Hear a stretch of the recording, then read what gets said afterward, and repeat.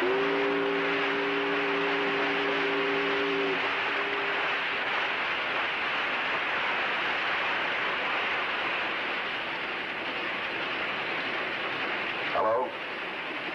I'm Preston Foster. Coming your way with another episode of Waterfront.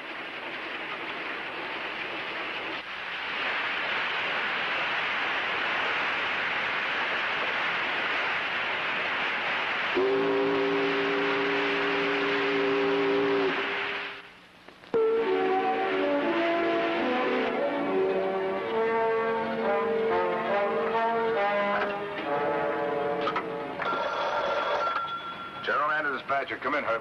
Say, where you been, Captain John? Out rowing? You've got a logbook, shows every inch I've traveled. And towing 2 rock barges doesn't make for any speed records. Okay, no hard feelings. You gonna dock now? Yep. Oh, I gotta hang up. I smell something wonderful. Yeah, I know. Codfish case. Smells good. Wind must be blowing your way. Talk to you later, Herb. Here's your fish, Captain John. Thank you, Billy. That's the best yet. How come you don't like fish, Billy? Well, let's say I like pork chops better. Okay, you better get out there on the bow. We're coming in. Yes.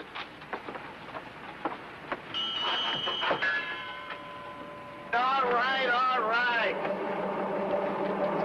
Hey, I have spade, as if I didn't know we were docking.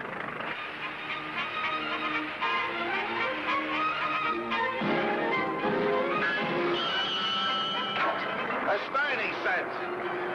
As if I didn't know without a bell ringing. I should be living in a blooming alarm clock.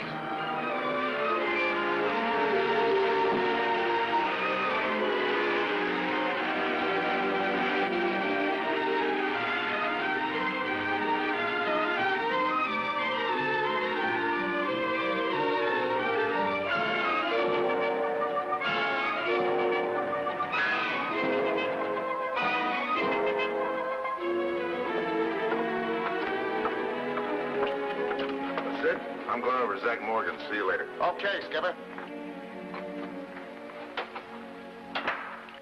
Hello, John. Been waiting for you. Zach, I'm sorry to be late, but when you're towing a couple of rock barges, you don't break any speed laws. That's true.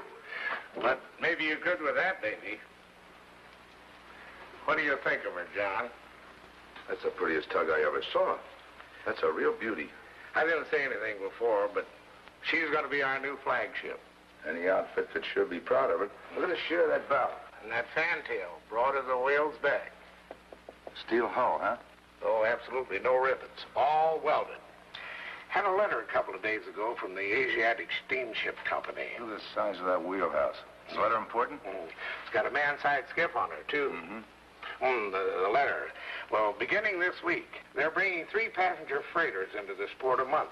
Is that so? Hey, I like that high freeboard. Yeah, it makes for a dry ship. There's a contract open to berth and handle these freighters, and I made a bid on it. Salt air is bad for my asthma. My bid was equaled by the Donahue outfit, so the steamship company is going to settle it the sporting way. A race? Right. Now, this has 3 cabins, a galley, and a storeroom in there. What are you going to call her, the Queen Mary? No, sirree. The Cheryl Ann II. Cheryl Ann II? It's maybe a long ways off, but it's been a dream of mine for years. Well, batten down my hatch. And you will be her skipper, if... If what? You win the race. The Southern Moon is due off the breakwater on Friday. There'll be 2 tugs to go for her. One will be Donahue's, the other will be us. The one who gets there first wins his company a year's contract with options for 5 years. Who's going to win? Well, if you'd ask my crew, they'd say we'd already won. I'll see you right after we dock the Southern Moon. Why, got to go by the Chandler's shop. By the way, John, have you any idea who'll be racing against you for Donahue? I imagine it'll be Dan Court. He's their best man. Well, that's mighty high praise coming from you. I thought you two didn't like each other. Takes a lot of water to make a sea and a lot of men to sail it. Be seeing you, Zach.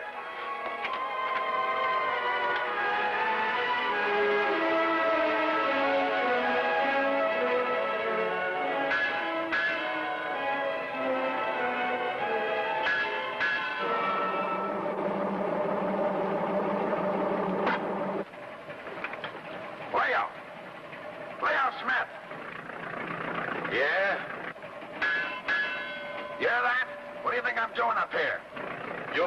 ring the bells, Captain. You want half speed, so you get half speed.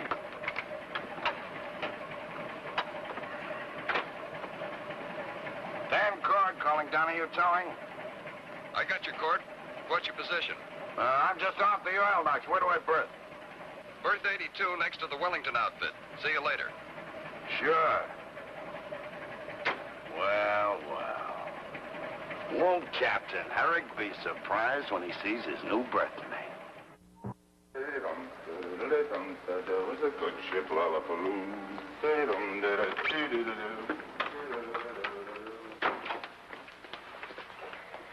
Well, what do you have to do to get waited on in here? Well, hello, John. Hi, Tom. How's the towboat business? It's tugging along. That's a joke. Oh, shut up, Lily Mae. What's on your mind, Cap? Some 1-inch line. You got any? I got the finest that ever come out of Manila. Let me show you a sample of it here. Here's, now there. That's the finest line you ever put a twist in, or your name ain't Harry. Well. I thought I smelled codfish cakes. The aroma is mutual. I heard you were around. I'm not only around, Herrick, I'm in. Last time I heard about you being in any place was the Seattle jail. Jalbert! Shut up. You got your information wrong. It was Portland, and I wasn't there long enough to get acquainted. It's not the way I heard it. I got a little news for you, Herrick. That's a big harbor out there, ain't it? It's big enough. Donahue and me don't think so. That's why he hurried me home. Listen, Cord, you haven't changed a bit since we used to run up and down the Sacramento River. You were hot-headed then, you haven't cooled off. There's plenty of water out there. Now, just don't crowd me and I won't cross your bow. Look, Herrick, one of these days... How's your kid? Submarine service, Pearl Harbor. How are yours? Fine, thanks. Tom, I'll take 200 feet of this line. Okay, John. That's just about as much as I got left. I'll put it aboard this afternoon. Oh, no, you won't. I come here for that line. You remember I phoned you an hour ago. No, I don't recollect that cord. So Captain John will get it. That's what he thinks. You think you're going to get that line if I want it? I think so. How's your right hand? I think it's still pretty good. Let's see you prove it. Why don't you grow up? Go on, try it.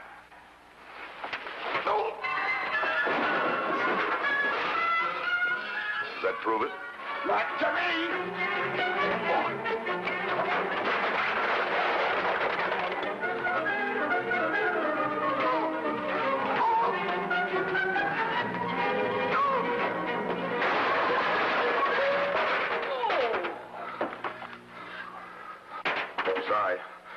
Sorry, Tom.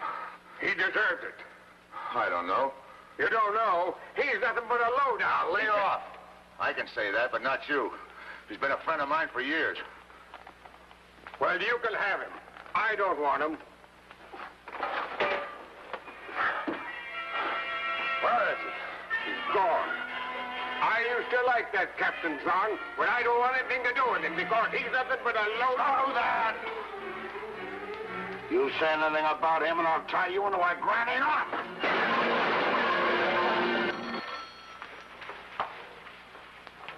Hello? Mrs. Harrick, this is Billy. Can I speak to Captain John? Of course, he's right here. Just a minute. John, Yes, dear. it's Billy on the phone.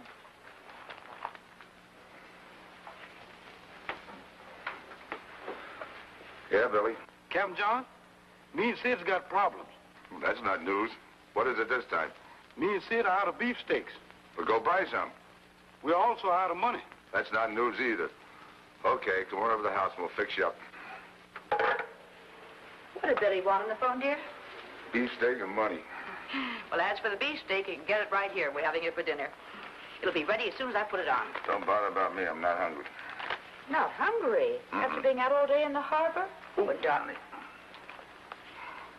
John, you talk funny. And your face looks swollen. What's wrong with you? It's a toothache. Oh, I'm sorry, dear. I'll call Dr. Stern and tell him it's an emergency. No, the only thing that'll do this kind of ache any good is liniment. Are you sure that's a toothache? Well, sure, I'm sure. What do you think? I'm not sure. Started about 5 miles off of Portuguese Cove. I'll get it, dear.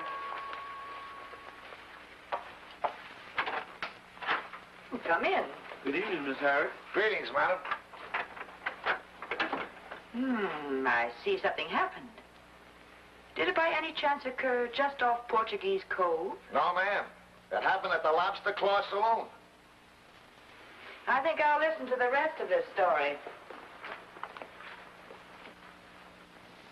Say, did you, After your disagreement at the chandler's shop, I had a conversation with a certain cook. He out-talked me. I was also set upon by an ignorant citizen named Leo Smith, a character who claims Scotch parentage and a knowledge of marine engines. But if the Isabel wants to hire him as a... Isabel! Dan Cord's back, and you've been fighting with him. well, I did bump into Cord in more ways than one. Oh, darling, I thought all this nonsense between you and Cord was through. But I guess I was wrong. You know I don't like fighting. Yes, dear. Did you give Cord a toothache, too? I imagine he'll be eating soup tonight. Oh, honey. Zach Morgan had me in the office today. Tells me the Asiatic Company's bringing in a ship named the Southern Moon Friday. We were ahead of you, Captain. That's right. We've already bet all our money we'll win that race with the Isabel. The scuttlebutt gets around this harbor faster than the wind. But I want one thing understood. This race is going to be on the square, and I don't want any more fighting. I heard you, darling. Thank you. But the first one of you that breaks that rule is going to get into real trouble with me. Oh, I'll get it. Hello? Never mind the big hello. I'm calling you about a tooth of mine. You broke it and you're going to pay for it. Okay, Cord. Send me the bill. I got a better idea. What are you doing at 10 o'clock tomorrow? Why? That's the time I got an appointment with a dentist. You better come along. I only need one tooth, but you're going to need two. Oh, so you're going to break my teeth, huh? Well, you listen to me, Cord. Cord! Well, you might as well all eat while you can. The Isabel.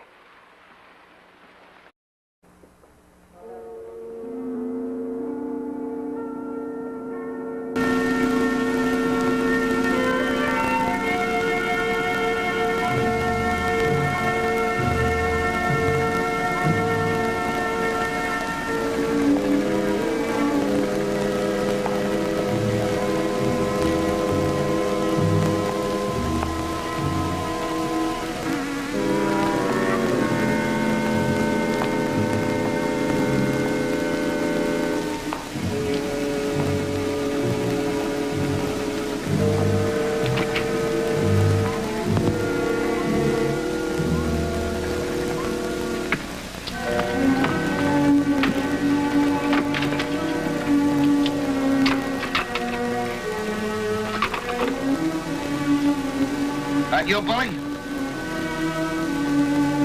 Must be the seagulls.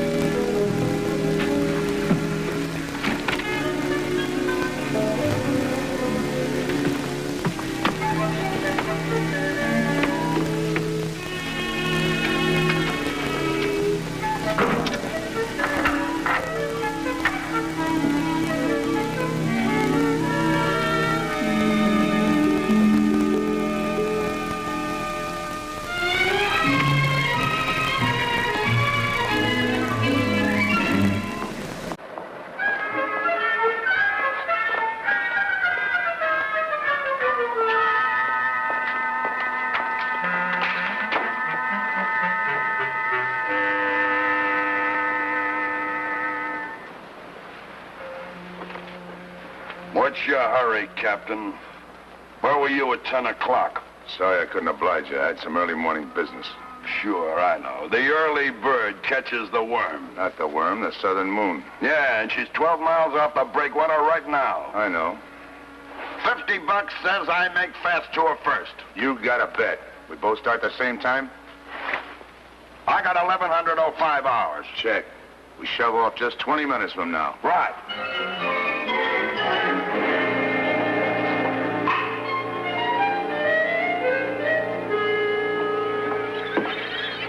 Morning, Billy.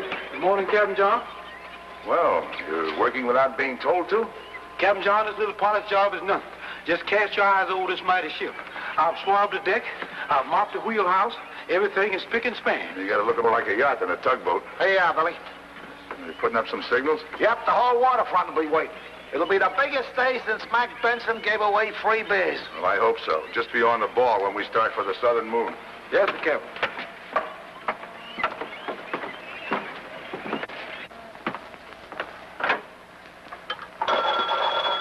General and the dispatcher. Come in, Herb. Come in, Captain John. What's the latest on the southern moon? 8 miles off the breakwater. I just checked with the Donahue outfit, and the Isabel shoves off in 10 minutes. So do I. Thank you, Herb. Sid. Sid. Hey! Come on, get that engine started. I ain't down here for my health. It won't start.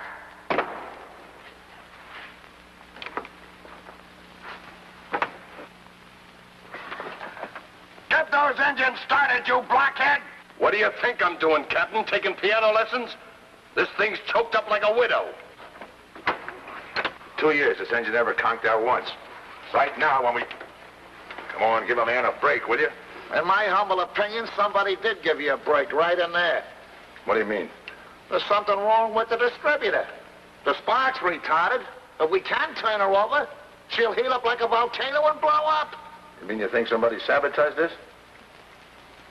I'll take care of that later. She may blow up, but right now she's going to work. I ain't responsible.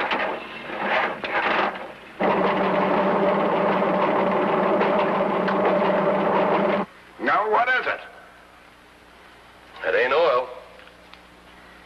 Goodbye piston rings, Captain. That's molasses. I don't care if it's fish glue. We're getting underway. Well, wait a minute. You're going to louse up my engine.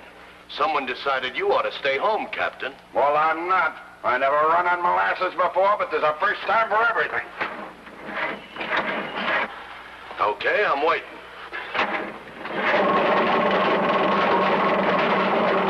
Cast off.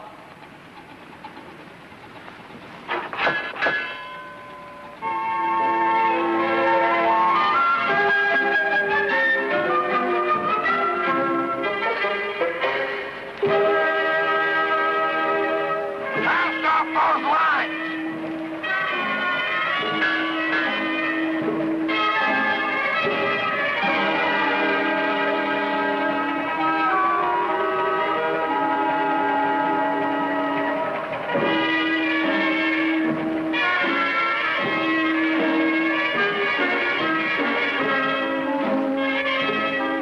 Sid. Sid. No use yelling, Captain. This engine belongs in a morgue, not a boat.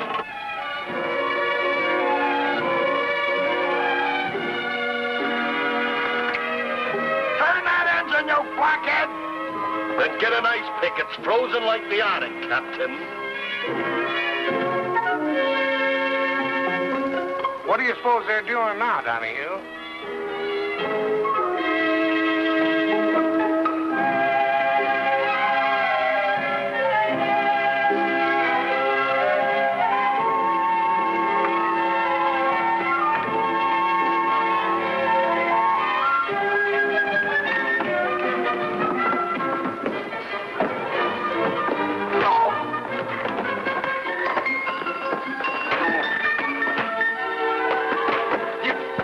Don't you do it. Don't you do it. Look, I've had trouble with you before.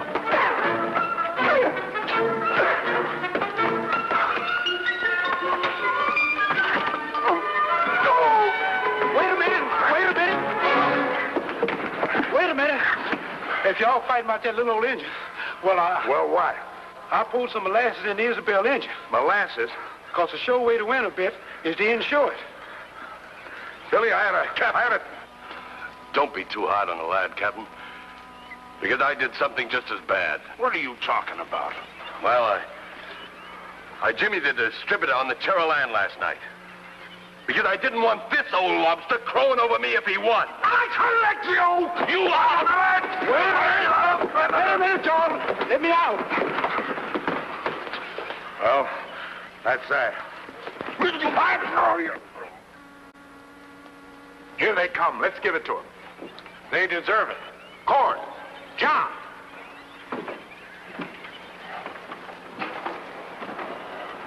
Donahue. Morgan. Morgan. Donahue. I'm sorry, Zach, but something went wrong with the engine. Sid and I tried, but it's just one of those things you can't explain.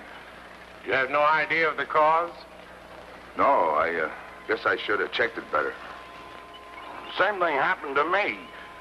Pistons froze up in midstream. The oil line's all fouled. Somebody must have tampered with it. Oh, no, sir. Just a different brand of oil I was using. Cheaper grade. Well, both mishaps are a strange coincidence, but we let that go for the moment, eh, Morgan? Coincidence is an overstatement. Maybe, Zach, but strange things happen between men and boats. When John phoned me that he couldn't make the Southern Moon, I sent out another tug. After your call, I did the same thing. They both reached her at the same time. So the Asiatic company called to say that they would split the contract between the two companies. I'm satisfied. See you later, John. All right, Goes Zach. for me, too. Goodbye, Dan.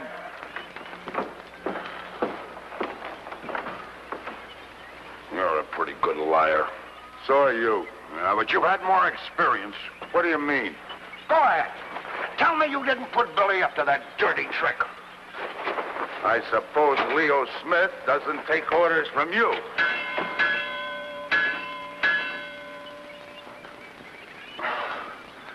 Four bells. I'm hungry. So am I.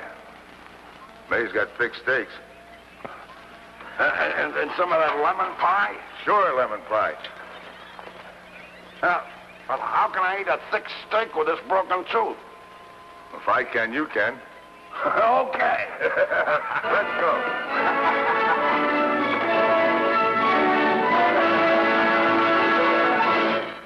Well, we hope you enjoyed tonight's story, and that you'll be with us next week for another episode of Waterfront.